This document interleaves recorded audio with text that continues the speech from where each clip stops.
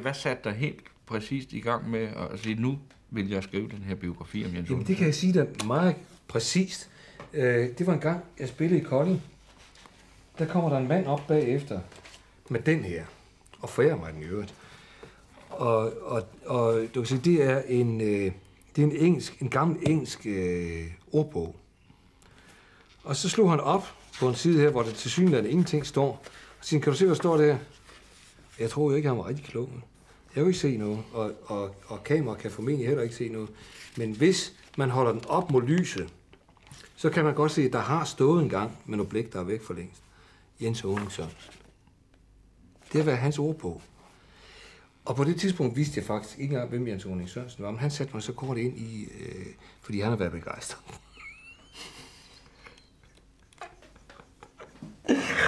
Kan jeg tage hyrdedrengen her? er det for stærkt? Hans barn, der må være peger i Gerhard.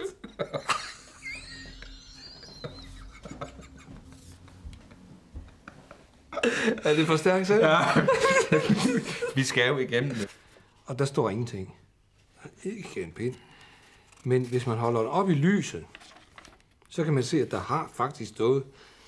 Jeg kan ikke, når du griner. Jeg kan ikke tåle at høre navnet, Jens Olsen. Så knækker vi den mere.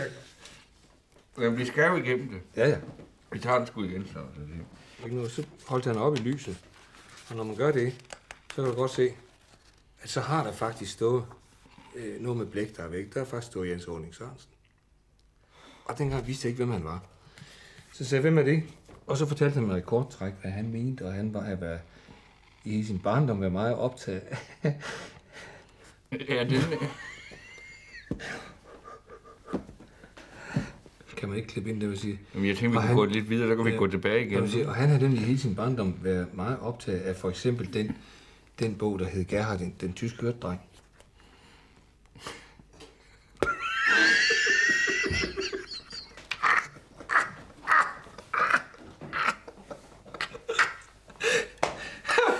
Det er en svær passage, ja. Den tyske hyrdedreng.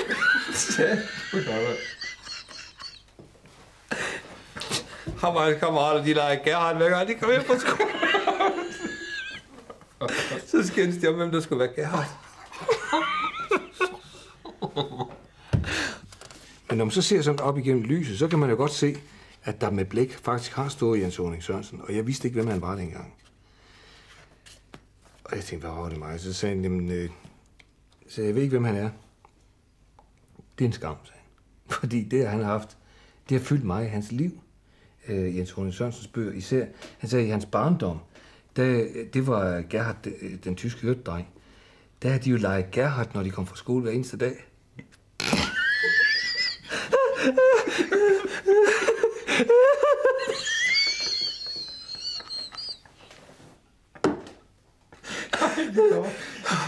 Der kan godt lige klippes der, kan ikke? Ja, Men så fortalte han, at Olsen Sørensens forfatterskab havde betydet så meget for ham.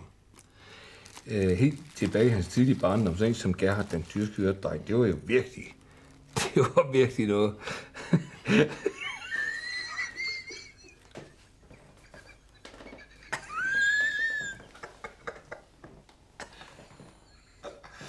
Det er fandme umuligt at komme over det der Gerhard.